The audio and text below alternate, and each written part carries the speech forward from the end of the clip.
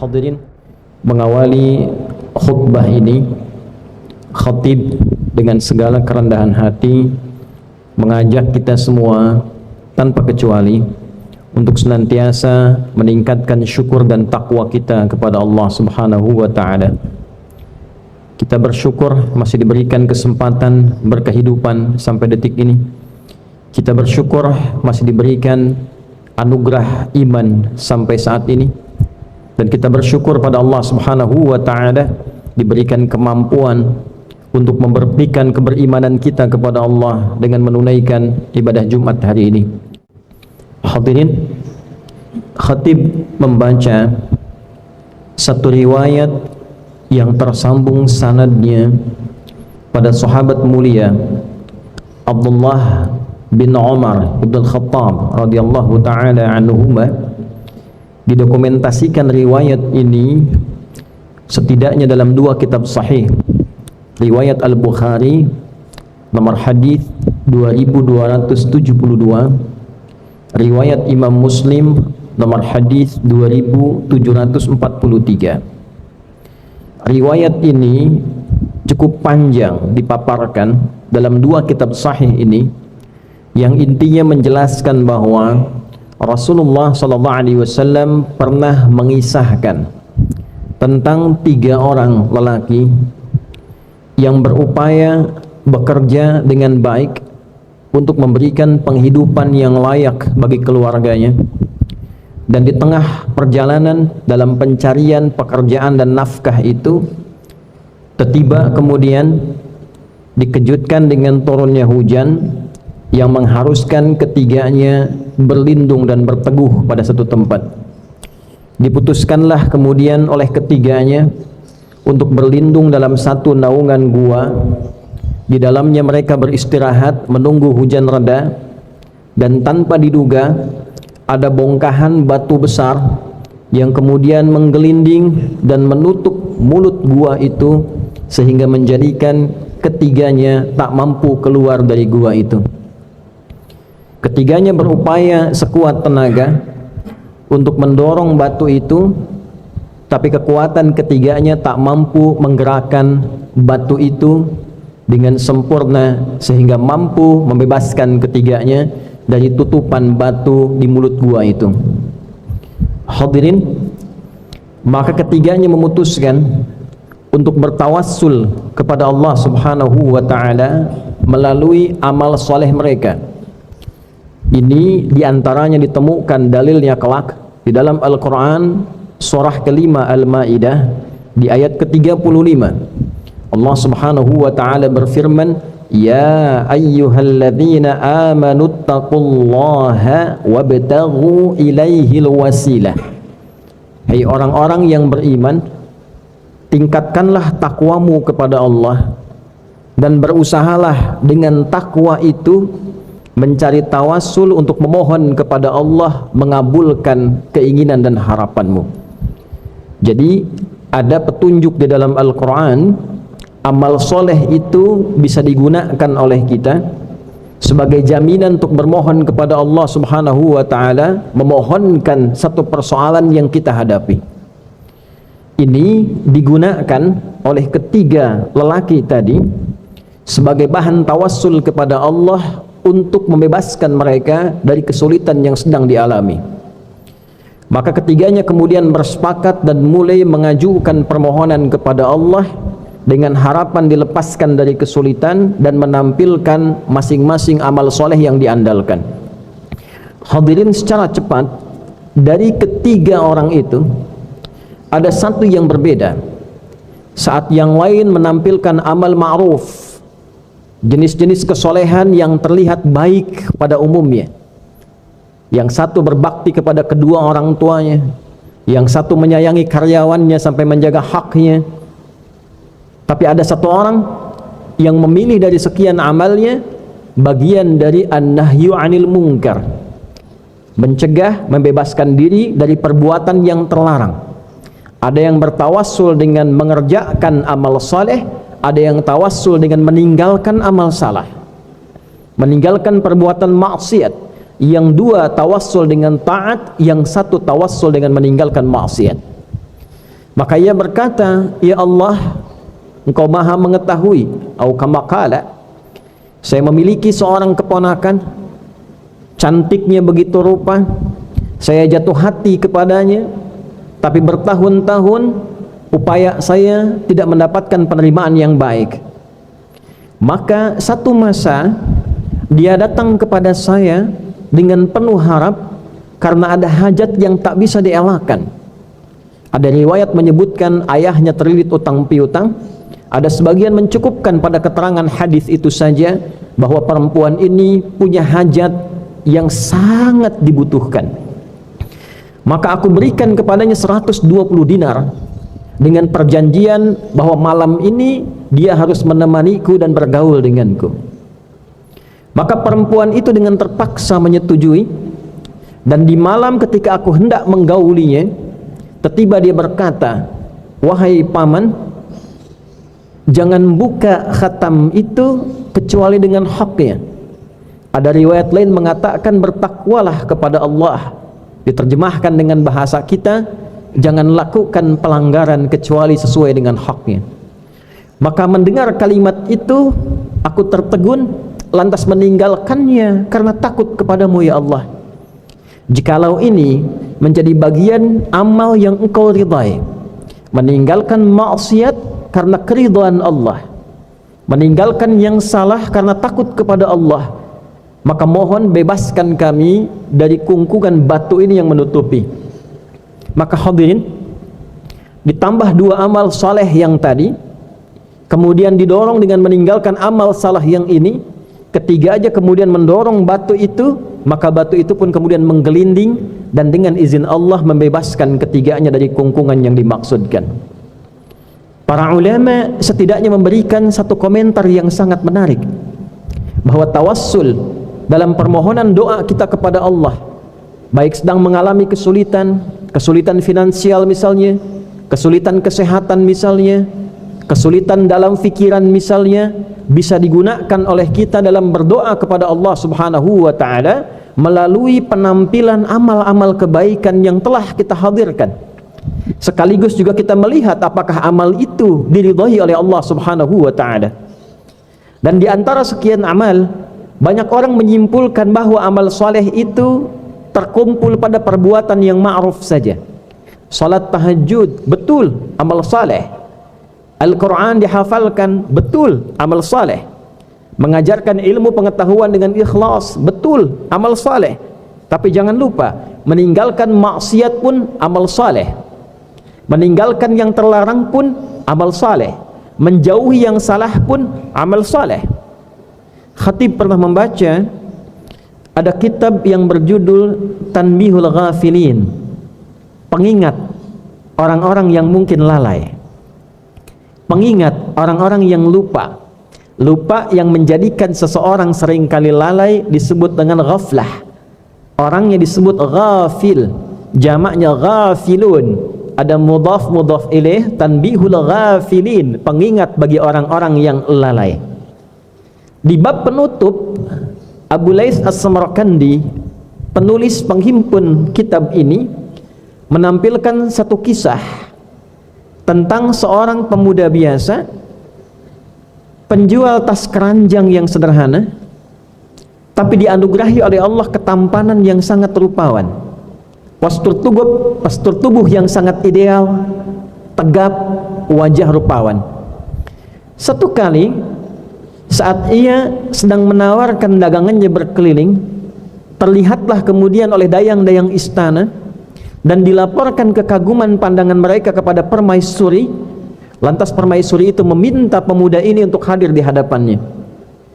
Ketika tampil di hadapan itu, maka permaisuri terpikat dengan ketampanannya, ingin memilikinya dengan jalan yang salah, dan memerintahkan petugas-petugas istana untuk menutup gerbang-gerbang.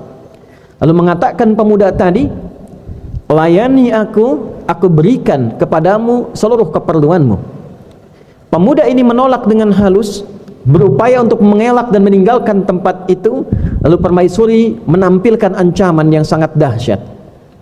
Jika engkau tidak memenuhi kebutuhanku, jika engkau tidak berminat kepadaku, maka aku akan berikan satu kompensasi yang sangat buruk untukmu, satu hukuman dalam wilayah kerajaan. Maka pemuda ini kemudian berkata pada permaisuri tadi, setelah dia merenung, adakah tempat di atas yang baik untukku? Permaisuri kemudian dengan merasa bangga dan bahagia mengatakan, ya ada, silahkan kau cek. Tanpa diduga, pemuda ini naik ke atas, naik ke atap yang paling tinggi, dan dia berkata, ya Allah, aku telah menjaga tubuhku puluhan tahun. Ada yang tertulis 70 tahun. Dulu orang diberikan usia yang cukup panjang. 70 tahun dinilai biasa bila dibandingkan dengan usia yang 120 tahun, 130 tahun, ataupun mungkin 100 tahun. Dia berkata, aku telah menahan diriku, menjaga tubuhku dari perbuatan-perbuatan maksiat untuk menaatimu ya Allah selama puluhan tahun ini. Aku tak ingin kehilangan ridhamu dalam sekejap ini, dan mohon ampuni hambamu ini. Orang ini mencari jalan untuk berlari. Karena tak mampu menghindar lagi, dia memutuskan untuk lompat dari tempat yang tinggi tadi dengan niat menghindari perbuatan maksiat. Maka suara hatinya sampai ke arsy, dan apa yang terjadi? Allah perintahkan malaikat dengan izinnya menyelamatkannya, dan dia jatuh tanpa cedera. Lalu kemudian berlari pulang ke rumahnya. Saat bertemu dengan istrinya berkata, mana daganganmu? Suaminya berkata, hari ini aku pulang tak membawa apa-apa. Istrinya berkata, bagaimana kita bisa makan di rumah kalau engkau tak pulang membawa apa-apa? Suaminya berkata, rizki sudah diatur oleh Allah Subhanahu wa ta'ala sepanjang kita menjaga ketaatan kepadanya. Au kama qala. Perhatikan kalimatnya. Hari sudah mulai gelap, nyalakan api di dapur. Aku khawatir tetangga menduga kita tak bisa makan malam ini, lantas iba terhadap kita. Anda bisa bayangkan, dalam satu persoalan, dia berada dalam situasi pelik, menghindar dari perbuatan yang dapat disidik, lompat dalam situasi yang rumit, pulang ke rumah tanpa bekal yang bisa dibawa, lalu kemudian masih berpikir positif pada tetangga. Nyalakan api di dapur. Aku khawatir tetangga akan menduga kita tak makan malam ini dan merasa iba pada kita. Istrinya dengan penuh ketaatan menyalakan api di dapur dan kembali ke ruang bersama suaminya. Seketika dikagetkan oleh ketukan di luar, ternyata tetangga sebelah meminta izin untuk mengambil bagian api sedikit, meminta bagian api sedikit untuk kebutuhan dapurnya. Lantas istrinya berkata, istri suami ini, silahkan langsung ke dapur saja, ambil seperlumu. Ketika diambil kemudian akan pamit, tetangga yang perempuan berkata pada istri pemuda tadi, dia katakan, kamu ini bagaimana meninggalkan makananmu di dapur dan rotinya sudah hampir gosong? Anda bisa bayangkan, dalam kondisi dia hanya sekedar menyalakan api, Allah mengirimkan rizki dari sisi yang tidak diduga. Terkadang banyak pula tawassul menggunakan amalan-amalan yang pernah dikerjakan untuk meninggalkan maksiat dalam kadar tertentu. Itulah yang dinilai oleh Allah untuk menurunkan ridha-Nya, mengirimkan rizki dari sisi yang tidak diduga. Hadirin, kita punya Tuhan yang maha kaya dan kita hambanya. Tak mungkin ada hamba dari Tuhan yang maha kaya merasa fakir. Mustahil. Kita punya Tuhan yang maha segalanya, maha pemberi solusi, maha memenuhi kebutuhan hidup kita, dan punya sifat pengasih dan penyayang yang mustahil membiarkan hambanya larut dalam kesulitan. Dan mustahil ada hamba merasa fakir, merasa sulit ketika memiliki Tuhan yang maha segalanya. Boleh jadi kesulitan belum terungkap solusinya, kemudahan belum datang seperti apa yang diharapkan, berbagai macam persoalan terasa belum ringan diselesaikan, bukan karena kita kurang pintar, kurang kaya, kurang berilmu, kurang kedudukan. Boleh jadi keyakinan kita belum diiringi dengan peningkatan amal saleh berbentuk kebaikan-kebaikan yang diridhai oleh Allah Subhanahu wa ta'ala. Kini kita melihat bahwa peluang mengerjakan amal soleh dengan meninggalkan maksiat, bukan hanya mengerjakan yang taat, begitu bertebaran di hadapan mata kita. Dulu banyak kita berupaya mengoleksi amal-amal yang soleh, bangun tengah malam untuk tahajud seperti khatib sebutkan, berupaya untuk puasa, berupaya untuk menghafal Al-Quran. Kini kita mendapatkan tambahan informasi bahwa meninggalkan maksiat pun, meninggalkan yang salah pun, bila itu diniatkan karena Allah dan meraih ridhanya, berpotensi mendatangkan kemudahan-kemudahan dan rizki dari sisi yang tidak kita duga. Dari beragam bentuk tampilan keburukan yang sekarang banyak sekali berpeluang kita dapati.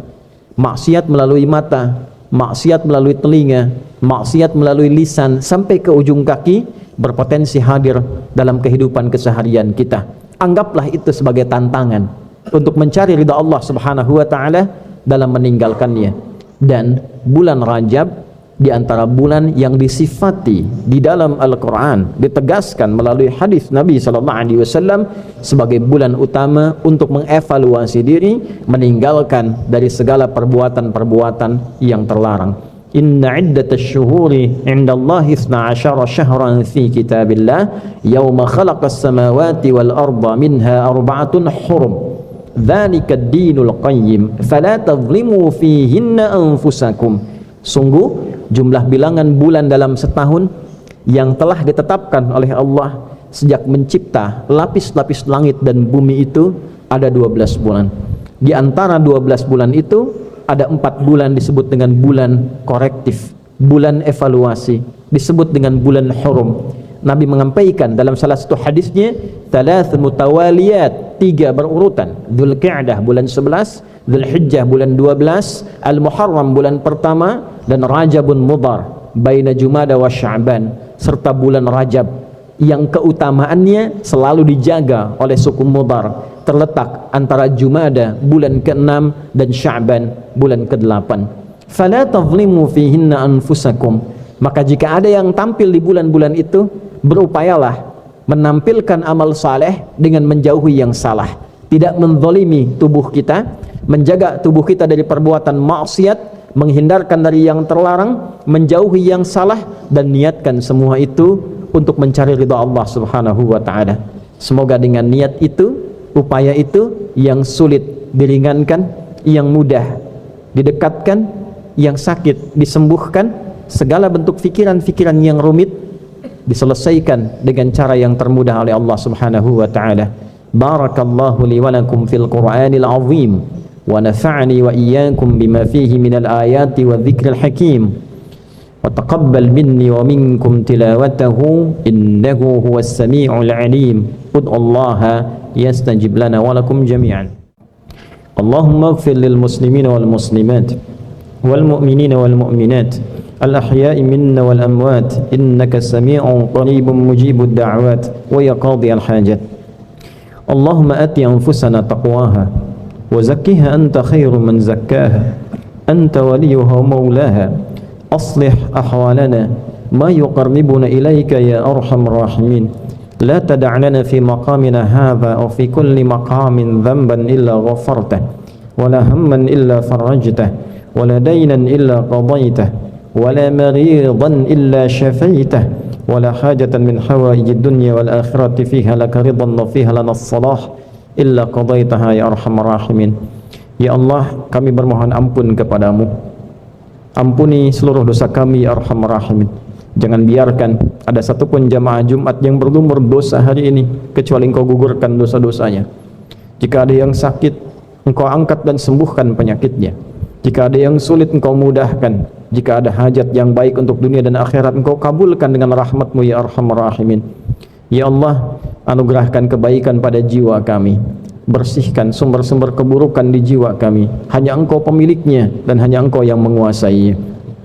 Allahumma ihfadz biladana Indonesia waj'alha baldatan thayyibatan wa anta tardaha wahdi ru'asaha wa umara'aha liyahtadu ila ridhak wa liyakhaffifu hisabahum yaumal qiyamah. Ya Allah, kami mohon jagalah negeri yang kami cintai, Indonesia ini. Berikan hidayah, petunjuk kepada seluruh pemimpin-pemimpinnya atau siapapun yang Kau anugerahkan tanggung jawab untuk merawatnya, memerintah di dalamnya. agar kembali kepada petunjuk-petunjuk-Mu, kembali untuk menggali ridha-Mu, yang dengan itu dapat meringankan hisab mereka di hari kiamat saat kembali kepadamu. Wahfadh ulama'ana wa muallimina wa asatidatina wa mudarrisina mukhlisina lakad-din. Ya Allah, mohon jaga para ulama kami, para pengajar kami, guru-guru, para kiai, para ustaz, para habaib yang pengajar, muallim.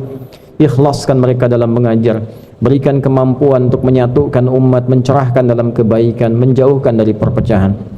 Allahumma ya Allah, yassir lana wa la tu'assir alaina, wa barik hadhil madrasah akhyar wa ma'hadu mirah, wa barik ya Allah mu'tamirih wa muassisih ya arhamar rahimin. Ya Allah, anugerahkan kami kemampuan untuk selalu menjaga amal soleh dalam kehidupan. Berkahi hidup kami, berkahi ya Allah madrasah akhir ini, ma'hadnya Mira. Berkahi ya Allah inisiatornya, pendirinya, orang-orang memakmurkan di dalamnya. Allahumma rabbana atina fid dunya hasanah wa fil akhirati hasanah wa qina adzaban nar. Allahumma kfina bihalalika an haramik wa aghnina bi ta'atika an ma'siyatik wa bi fadlika amman siwak. Wa sallallahu ala sayyidina Muhammad wa ala alihi wa sahbihi ajma'in. Wa akhiru da'wana anil hamdulillahi rabbil alamin. Ibadallah, إن الله يأمر بالعدل والإحسان وإيتاء ذي القربى وينهى عن الفحشاء والمنكر والبغي يعظكم لعلكم تذكرون ولذكر الله أكبر والله يعلم ما تصنعون أقيموا الصلاة يرحمكم الله.